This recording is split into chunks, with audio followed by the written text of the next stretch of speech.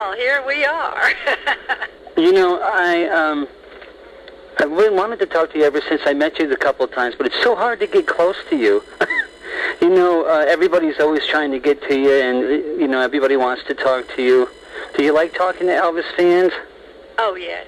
Oh, yes. Yeah. Oh, you know, we have an understanding, all of us. It's like we speak the same language in many cases. Mm-hmm. And the Elvis fans...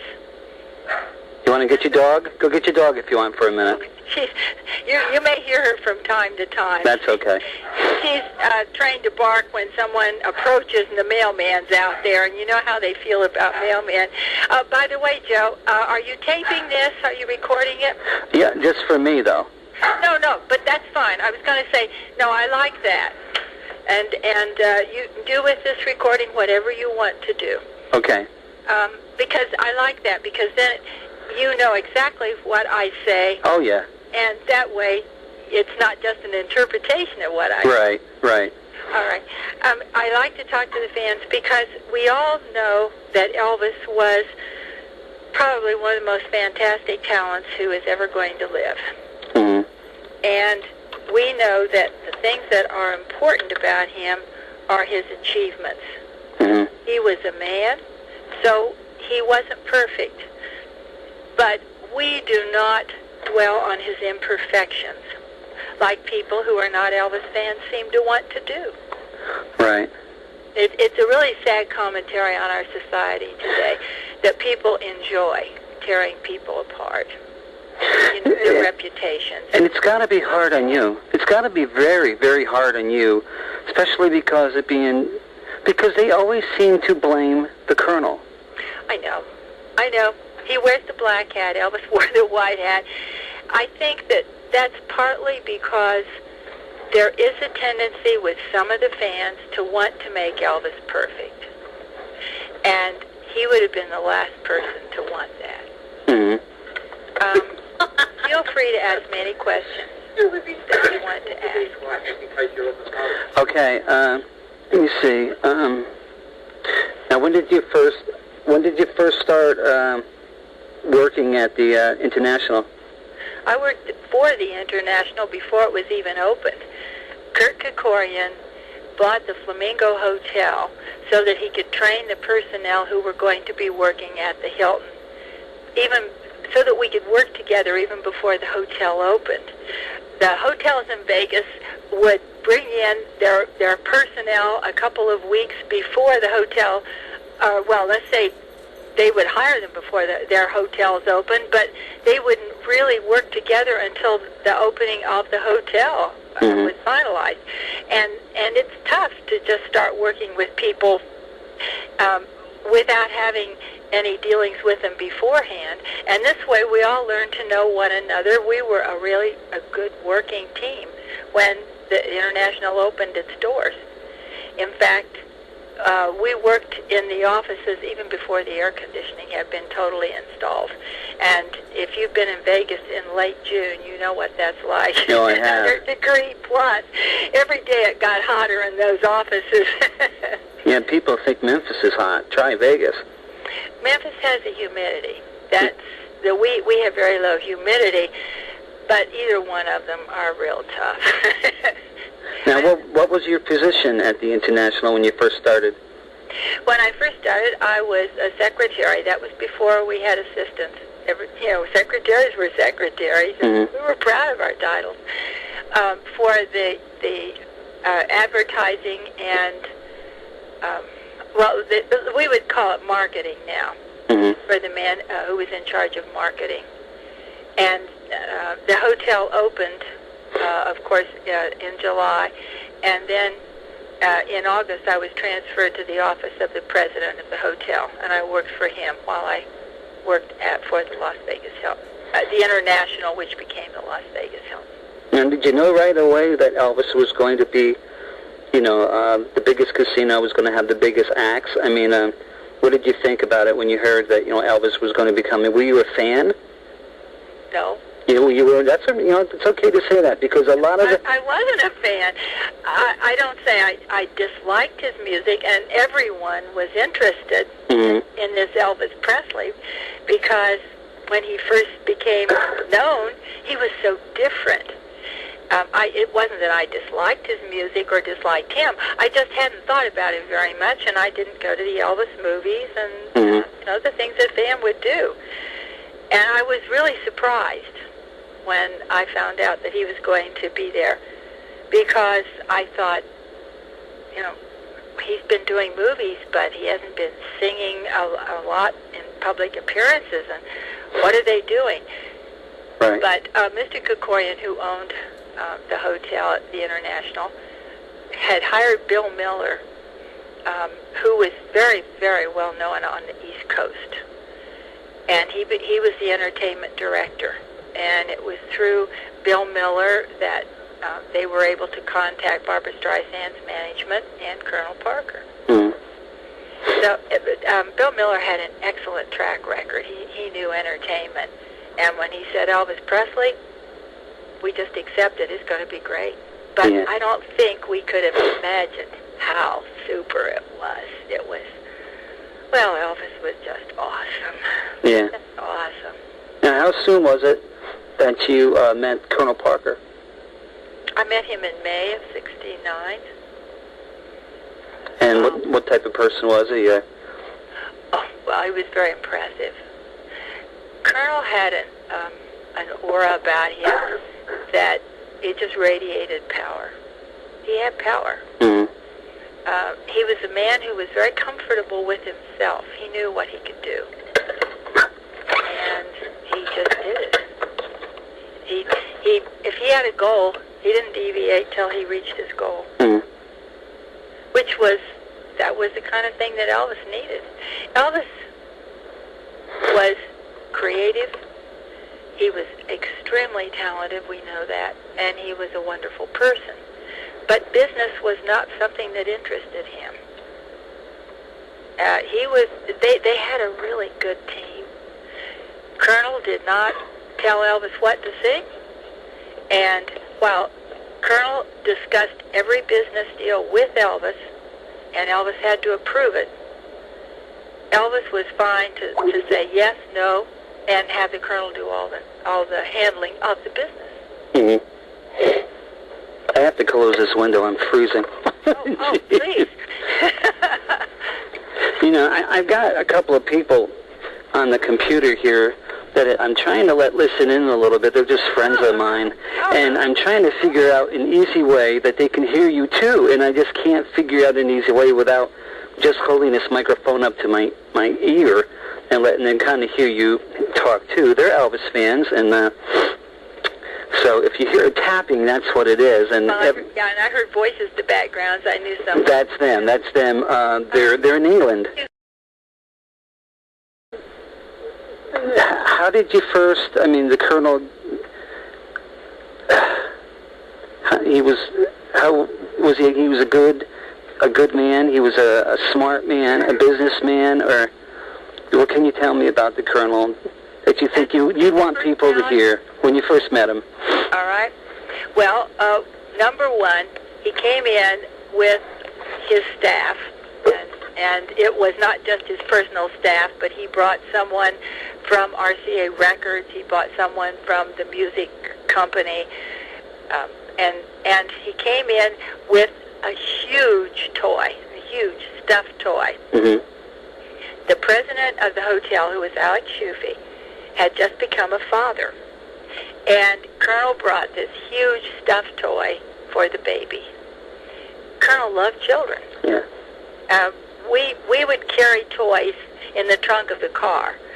And I can't tell you how often, if we were in a grocery store and there was a fussy child, or if we were in a restaurant and the little ones were getting bored, Colonel would say to me, go to the trunk of the car. And I would go out and bring toys in for them to keep them occupied. He had stories that he would tell the children. He would sit and just talk for a long time, telling them stories. He could relate to children very well. Well, that's something you don't hear very often. Well, you know, he was a very private person. Mm-hmm. And today it seems if someone doesn't know the answer to a question, they fictionalize it. If you ask me a question and I don't know the answer, Joe, I'm going to say, I'm sorry, I don't know the answer to that. All right. So what I tell you is, I'm certain of what I tell you. Mm-hmm. Colonel's IQ, it's never been measured, but it had to have been way over the top. How about Elvis's? He had a photographic mind. How about Elvis's? Was Elvis smart? Yes. Uh-huh. They were both intuitive people, mm-hmm. which at the time that they were, and even now, intuition wasn't recognized the way it is today. We've moved to the point now where people recognize how important intuition is. I think both of them had the ability to recognize a person's personality when they first met them. Mm-hmm. Did he talk a lot about Elvis, the early days of Elvis to you? Mm-hmm. And especially, Joe, the last couple of years of his life, because Colonel's health was not the best mm-hmm. the last couple of years. So we spent a lot of time together at home. Mm-hmm. And I encouraged him to talk about those things, and which he did. I wasn't there in the early days. Right. That's why I thought maybe, sitting at home and just, just kind of conversations, the older days. I can't tell you how many times I tried to get a tape recorder going. He wouldn't let you? No, he would freeze up. The minute he knew something was being recorded, it wasn't that he didn't want it recorded. It's just that he had, stage fright. Mm-hmm. Well, that's a lot of people. I mean, the minute I say, there's a tape recorder on, people go, they're not themselves. I like an interview to be just a friendly conversation between two Elvis fans, two friends, just talking. That's right. So you talked a lot. I mean, toward the end, when Elvis obviously was sick, he would talk to you and say, "I'm worried about him" and stuff like that, or. I don't think worried is a word that even conveys how concerned he was. He was so concerned, and if any of you have ever dealt with someone who has an addiction, you know the sad truth is the only person who can make a change there is the one with the addiction. Everyone around Elvis tried to help him, but until he could admit the problem, you couldn't help. At one time, Colonel he even left.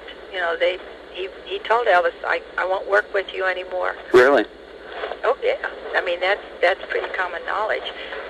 He had talked with Elvis' father, and Colonel said, we've got to take some drastic measures. We've got to, because maybe this will help him, maybe this will shock him, and he will change.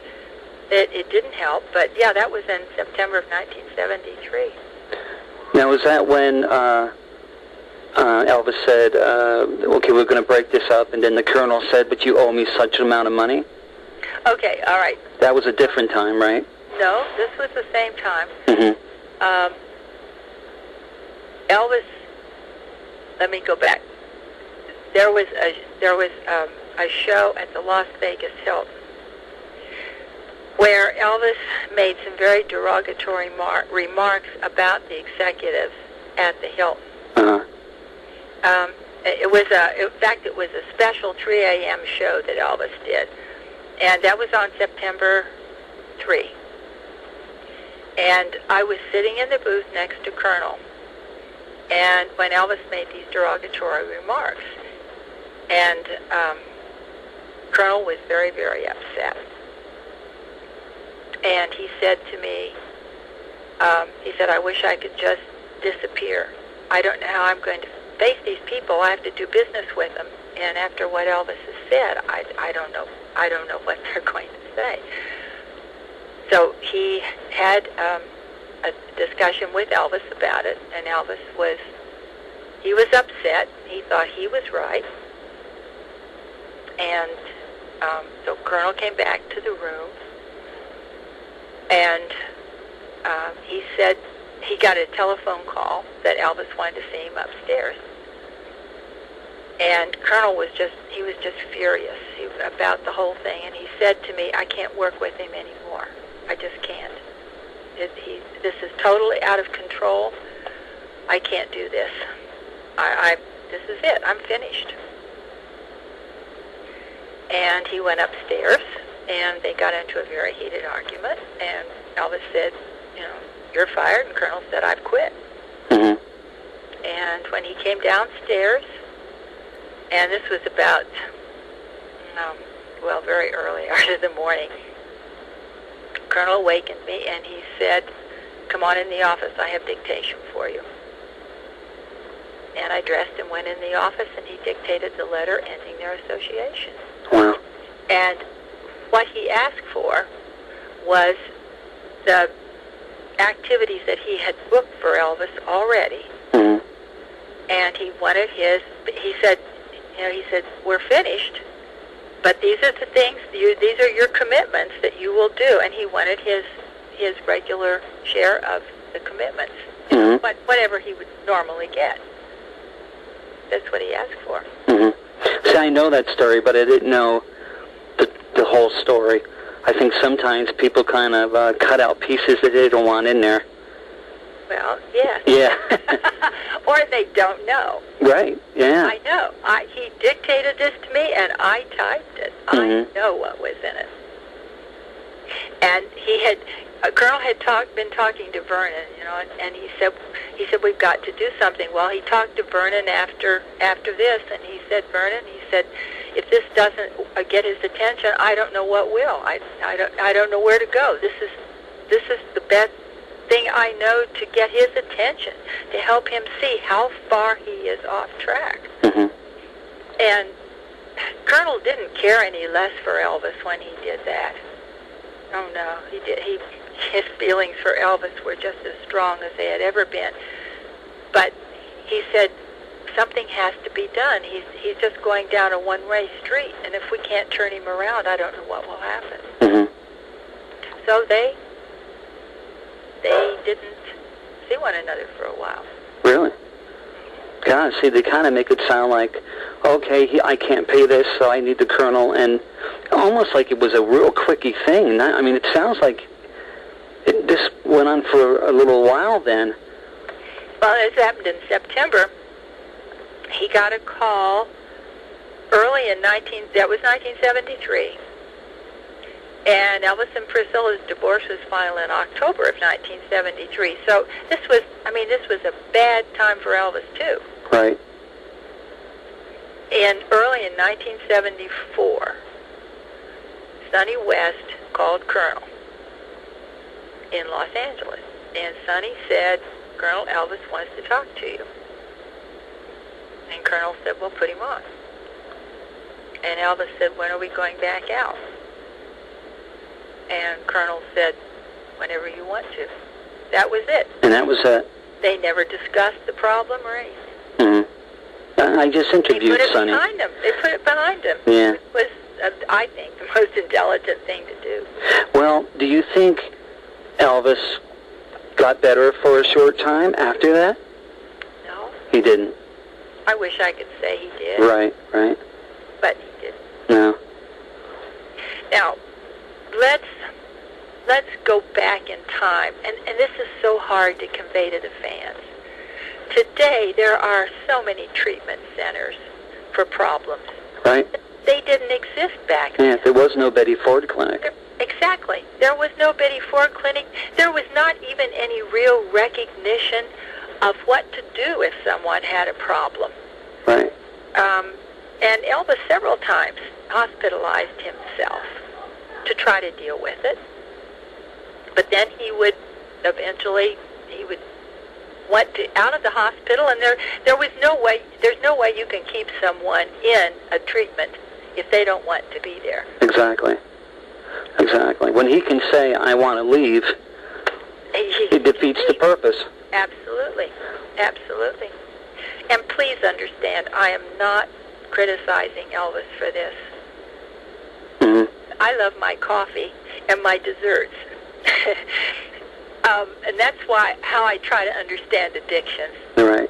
I take a lot of pain meds because I have severe pain 24 hours a day, 7 days a week. And, hey, I got to wheel a fine road.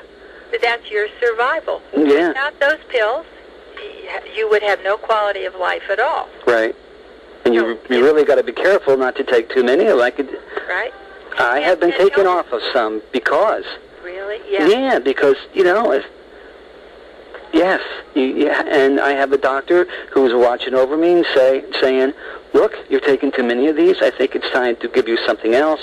Right. But, you see, all of those things weren't available even back then.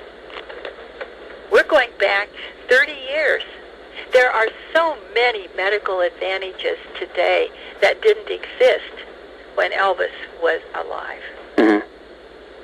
So people tend to judge what happened 30 years ago by today's standards. Right. What happens today, and it's not fair. It's just not fair. Right. Well, when the Aloha from Hawaii was happening, it seemed like he lost some weight, he got a tan. He wanted to look his best, right? He did. And Colonel was thrilled. He thought, okay, maybe this is the turnaround. This is it. Mm-hmm. We were all just thrilled with that show, and he was great. He was wonderful. Yeah, he was. Were you there? Of course. You were there. Oh my God, were you really there? Well, I was a tour secretary. I traveled on the tours those years when Elvis was on the road. I worked for RCA Record Tours. I was the secretary. I kind of jumped and wiggled around, and I didn't mean to, but people have heard all these other stories. I wanted to kind of talk to you, and I want to try to show people that the Colonel is a human being and cared for, you know what I mean? That's what I want to try to show people, and I'm sure I'm going to catch hell for it. Well, and that's why I'm talking with you, because the information that has been put out there about Colonel, much of it is by people who were not even close to him. Right. And once something gets started, it's repeated. It's like gossip. It just gathers momentum as it keeps being repeated. I think one of my favorite examples of that is the dancing chicken. Mm-hmm. They never existed. Never happened. Never happened.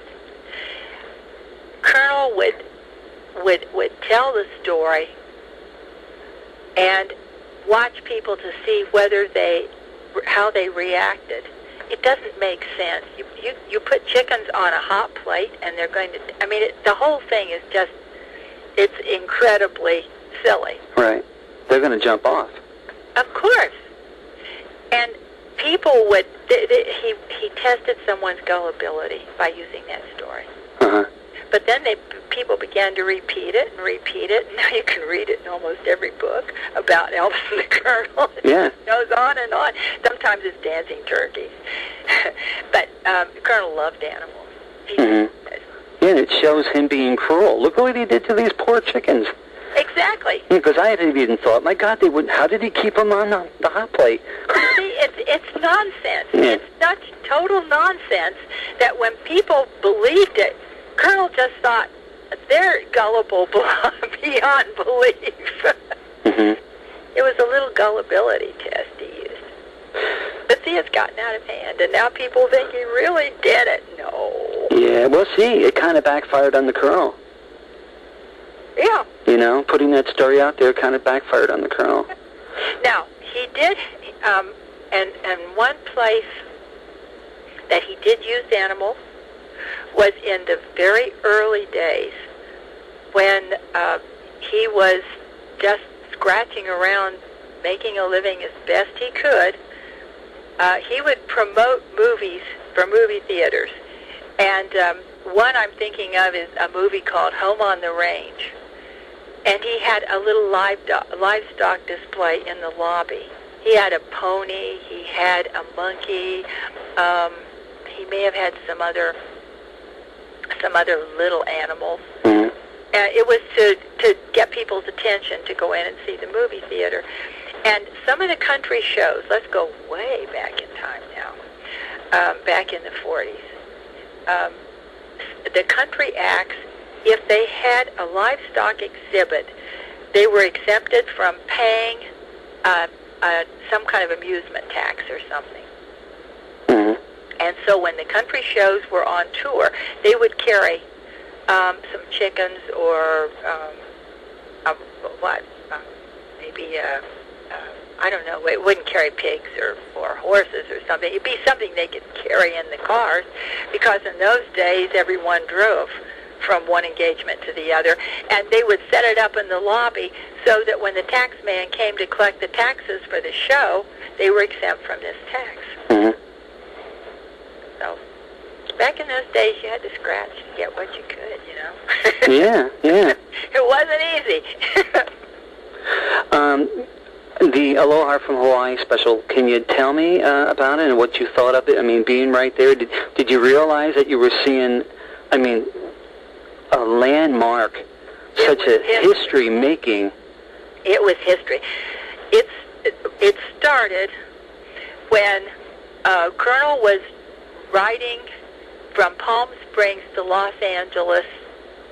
I believe George Parkhill was driving, but I'm not certain of that. But he had been at the home in Palm Springs with Marie. He would go there every weekend.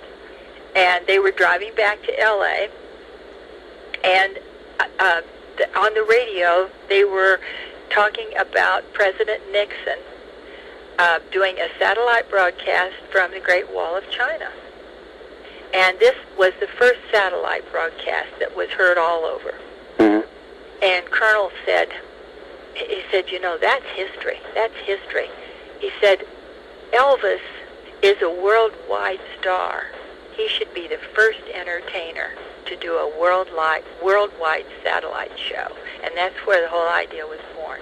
Right. You know, a lot of people don't know that, and I've used that as a part of telling people about the Colonel. Do you realize that if it wasn't for the Colonel, there would have been no Aloha from Hawaii, that there wouldn't have been no photos inside of albums for you to collect? That was all the Colonel. And Colonel had such a respect for the fans. He truly did. Mm-hmm. He tried to do everything he could to help them. He was very upset with the hotels because for the shows at the hotels, it was custom in Las Vegas that you made a reservation. And then everyone stood in line, and they had to pass the maitre d's desk, and he would look, what's your name? Oh, yeah, I see your reservation here. And quite honestly, depending on the tip that he was given or the captain who showed you to your seat was given, that determined where you sat. Right. And this really upset Colonel, because he said, we have fans who save all year to come to a show. It takes all they can scrape together just to get here, just to eat while they're here. They can't afford these big tips. It's not right. Mm-hmm. And he fought with the hotel over it, but it was custom and he couldn't stop it. But he was the first to start selling tickets for the shows that had where you had a ticket in your hand, and even then the maitre d' was trying to tell people, well, let's see where we can seat you. Colonel said he came up one night and he said to the long line of fans, just go in, folks. You've got your tickets. You don't need to wait. And the maitre d' just came unglued. Mm. Colonel said that's the way it is. Yeah, I mean, a friend of yours and mine, Suma Caslin, told me how she had to pay the maitre d' to finally get up front. Once she found out that's how you had to do it, and she had literally, she says, Joe, I had no money to eat. That's right, and this really, really frustrated Colonel. Mm-hmm. He tried and tried to get it changed. But Elvis show was the first one in Las Vegas where you could buy a ticket in advance and you knew you had a ticket for the show. Now, of course, everything is prearranged seating. Your ticket gives the exact location of your seat. Right. And we all know that a lot of those, the best seats go to promotional people and disc jockeys and stuff like that. So it's still not perfect. When we were on the road, when we were traveling on the road, Colonel had an ironclad rule. The first either 3 or 4 rows of seats in a venue are the fans. Mm-hmm. You don't, no comps. In fact, he said there are no free passes to Elvis shows. Everyone buys a ticket. Even Elvis? Elvis' father, yeah. Anyone Elvis had with him, they all bought tickets. Yeah. And the fans, Colonel said the fans get, it's either the first 3 or 4 rows. That's it. He said, that's it. Mm-hmm. They're the ones that make this possible. They should deserve the best. Do you have any Sahara Tahoe stories for me? I have to ask or Sue's going to kill me. Well, Sahara Tahoe was a fun place. It really was. My goodness.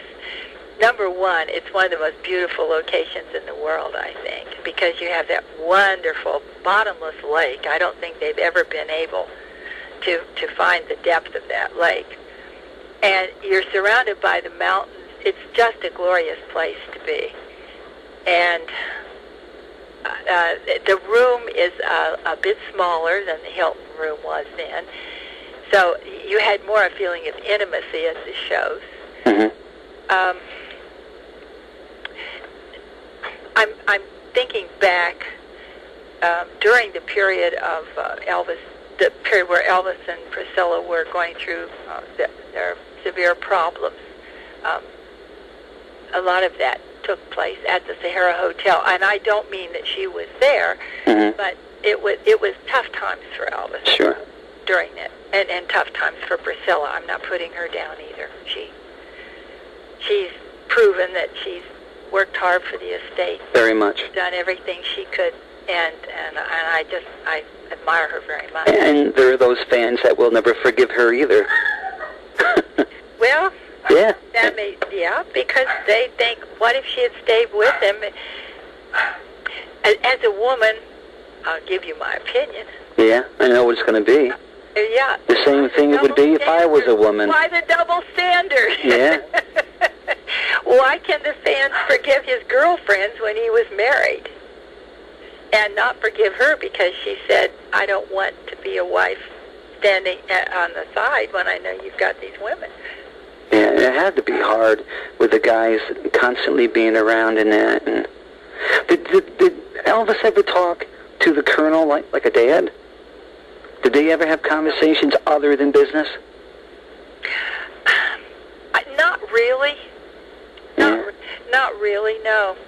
No. I'm not saying they didn't. Yeah, you know what I mean, though. But no, and a lot of times people would ask Colonel, are you like Elvis' father? And Colonel's reply was always the same. Elvis has a father. Vernon is his father. I'm not his father. Mm-hmm. And part of that, I think, Joe, was because of the difference in their ages. Mm-hmm. Elvis was born in 1935. Colonel was born in 1909. So that's 26 years. Mm-hmm. They didn't socialize a lot because the things that Elvis enjoyed doing at his age were not the things that Colonel enjoyed doing at his age. Right. So they didn't party a lot. And can you say he loved them, though? I mean, when he passed on, I mean... Colonel was in shock. He was devastated. But not surprised? Oh, yeah. We were all surprised. We were. Yeah. And looking back, when we saw the last TV special that Elvis did shortly before his death, we went into the studio to look at it, the raw footage. And I just sat there and cried. I couldn't stop. I thought, how could we not have seen this? Really? But I don't know how to convey this. to us, Elvis wasn't. He was something so special. We really thought he had a problem, but that he had control. And that's naive looking back at it. But at the time, we were so immersed in Elvis, and our lives were dedicated to taking care of his business and taking care of him. I don't say I had to take care of him. He had his own group to take care of him, but I took care of Colonel, and Colonel, I think he thought 24 hours a day about Elvis' business and what he could do to help and how he might be able to help. And there were some problems near the end. Elvis wasn't going in the studio and recording. They brought the studio to Graceland, and they still had problems getting him to do the work.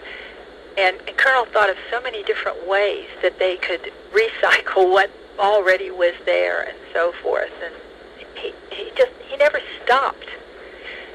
I know Colonel and I would be having dinner conversation, and yet I realized his mind was more on his job with Elvis than it was talking to me. That was just his life. And when Elvis died, it was like his life just came to a roaring halt for a minute.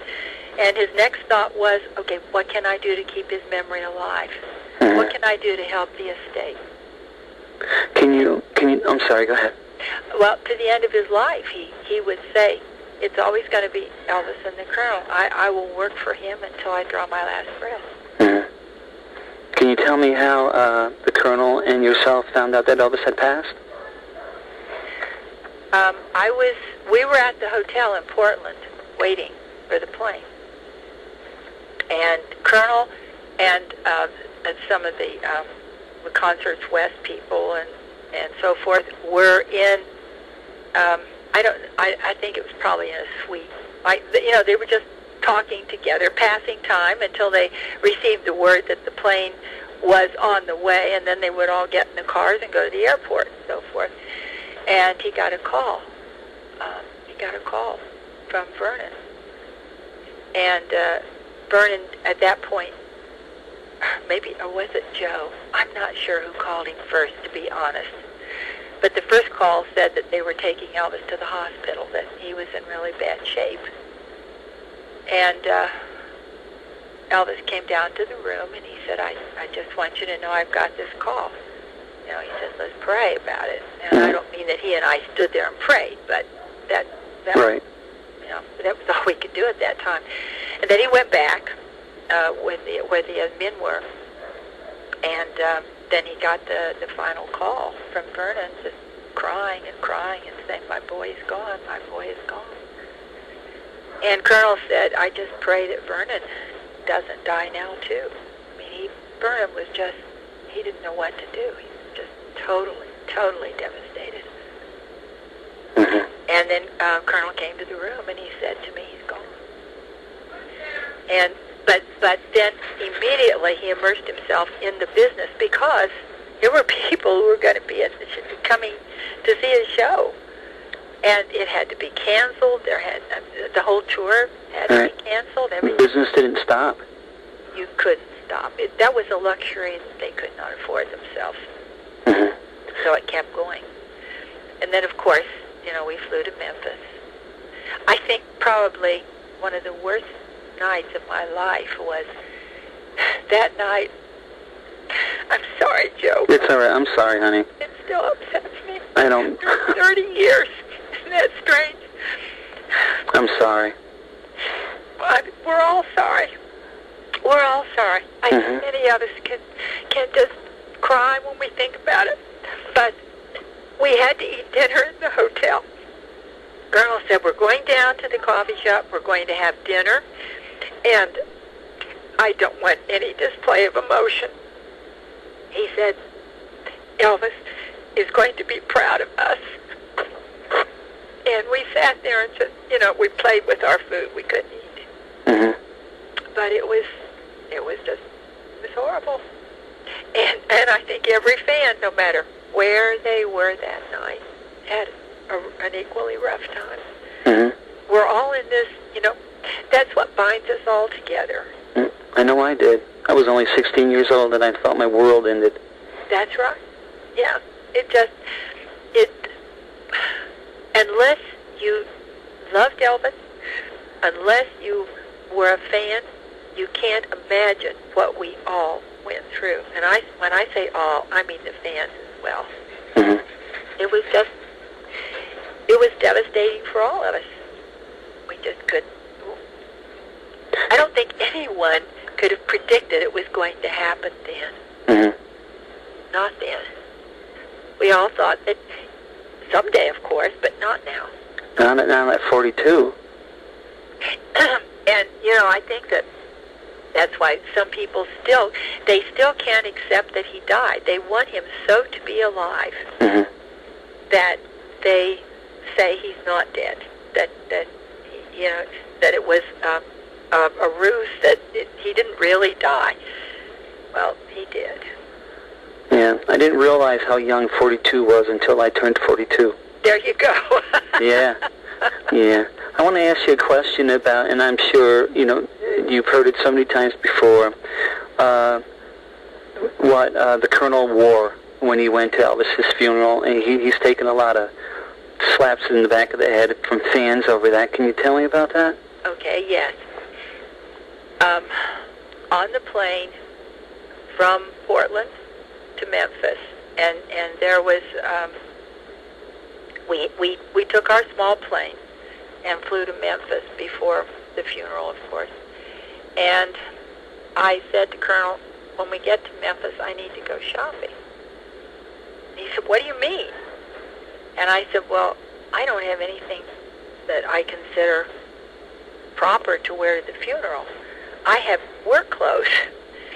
And on the road, you pack something that's comfortable, and you try to look nice and neat, but you don't dress the way you would for a funeral, something like that. And I said, I don't have anything proper to wear. And he said to me, Loanne, if those clothes were good enough to work for him, they're good enough to say goodbye to him. Mm-hmm. He said, it's not the clothes that are important. It's how we feel inside. Mm-hmm. And he said, there's no time to go shopping. We don't have time for that. He said, he saw us on the road. He knows how we look. That's enough for him. Mm-hmm. And so he wore just what he did on the road. He wore a pair of slacks. He wore a shirt. He didn't ride a motorcycle. That story started. Ridiculous. They said he rode a motorcycle? Oh, yeah. One of the newspaper reports said Colonel was riding a motorcycle in the funeral procession. Mm-hmm. Another thing that they talk about is that he was there doing business. Well, you've kind of said that already, that business never stopped. I mean, didn't he go and had Vernon sign contracts right then and there? But I guess they needed to be, didn't they? Yeah, exactly. You had to have someone who had the authority to continue doing the business, or the business would have been taken away. Right. Because the bootleggers were already there, bootlegging shirts and stuff, and... Absolutely. Now, there's one fallacy that I would like to clear up, and that is that it's been said that Colonel made a deal for merchandising the day of the funeral or the day after. Or something okay, like hold that. on one second.